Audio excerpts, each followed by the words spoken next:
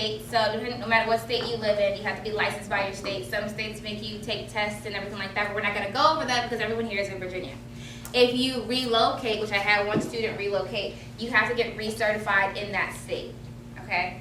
Everything else pretty much still applies. There's little law changes, but for the most part, 90% of what you do is the same. Okay. So basically, when you notarize someone's signature, you need to see their ID first, and that can be a passport, it could be an out-of-the-country passport, I mean, you know, as long as it's a government-issued ID. So it could be a military ID, it could be a driver's license, it needs to have their picture on it. That is the key. So it needs to be government-issued and have their picture so you can verify the person's face with their name.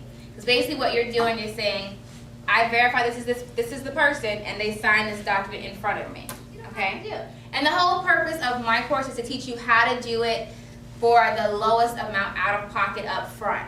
Because there's a lot of trainings out there, there's a lot of certifications, there's a lot of memberships, and once you get your license, you're gonna get a lot of those in the mail and in the email. You don't need all that. And a lot of those things just pop up like overnight, and they just want your money. So you have to really vet these companies that come up and say, oh, buy my membership. Some of them are just new, and it's not worth the investment. So I started in 2014. I wanted to find something I can do that's flexible, like work from home kind of thing. And I just did a Google search, and I started off just basically, I got my license. I didn't do a lot of work. I just did like every once in a while I get phone calls from like my Google page. And then one day a company called me for a loan signing, which I had never done before. I had no idea what it was. And she sent me a PowerPoint, and she said, you know, go through this, follow my PowerPoint, call me back if you have questions, print these documents off, go to the signer's house, get him to sign it, call me. Basically, she just walked me through the whole thing, which never happens, okay? Usually they want you to know what's going on. And so I did it, and I think that signing paid me like $80. And I'm used to getting like $5, $20, $25, you know, small amounts of money. And so I said, hold on, what's this signing company thing? And that's when I looked up signing companies. I found out, oh, you could be a signing agent, and that opens up a whole new level of payment. And then I started getting a lot of jobs, working all the time, and I was making a lot of money, and my mother-in-law, who's actually been to this course, she said, I want to do it too. And so I trained her how to do it, so now she's doing them. And then my sister started doing it, both my sisters do it. And then I just had like random people say, oh, I want to do that too. I said, you know what? I think I should make a course for this. I had no idea this existed. And people always say, like, when you first heard of being a notary, what did you think? Like, they're at a bank, or what did you think notaries did? Just go stamp some papers. And how much money did you think they made? Everyone always said that. Yeah. Like, it's a guy who's coming to this class today, he's running late. He said, he just got his commission. He said, how are you talking about making all this money, and I can only charge $5? And I said, oh, no, honey. Let me show you. I'm going to show you. Come on. So everyone always says that, and then I'll tell them I'm a notary, and they'll say, oh, is that your side job? What do you do full time? No, that's what I do full time. I started really working it, really doing. I was doing about 3 to 5 closings a day, so that would bring me about $300 to $500 a day, and that was Monday through Friday. Sometimes I worked on Saturdays, so it would gross me about $10,000-ish a month that I was making. And there are some people like Stephanie who is quitting her job at the end of the month because she's making enough money. And there's people who, you know, they're still trucking away at it. So if you follow the steps and you implement it, you'll get the business. Yes. Do you think the market is going to become? No. Okay.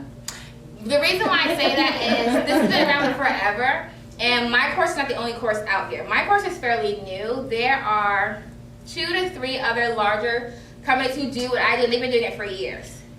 And I know when I watch your video, one of the things that is said on the video is when people refinance, that's what keeps you in the business. So and if you think about it, because people always think that there's not enough, but you think about how many houses there are, like just in Richmond. There are hundreds and hundreds and hundreds of thousands of houses, right? Yeah. And then you're doing purchases, you're doing refinances, you're doing reverse mortgages, you're doing any kind of real estate transaction. And people can refinance as much as they want, and they can do it 2 or 3 times a year if they want to. You see why there's always business, and then you can do HELOCs, you can do anything. Just make purchases, selling, and there's a lot of real estate transactions that happens. Okay, I would not recommend buying your stamps from Amazon. When you go on there, anyone can sell anything on Amazon, right? Different states have different requirements. All states don't require you to have, for your seal, to have your full commission name, the date, everything that's on your stamp. All states don't require that for every state. So I can go on Amazon now and say, oh, I make stamps, and I'll make your notary stamp, and it'll have your name and your commission on it. That's not valid. Okay, and if you buy it, it's not going to work.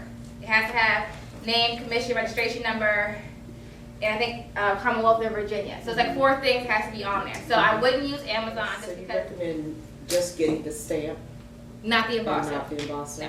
No. Okay, It's just extra. all right. You don't need all that. And then it's more work. You know, you got to reach so. Okay. You know, keep it simple. All right. Okay, so you can do wills, you can do power of attorneys, you can do title, like car title transfers.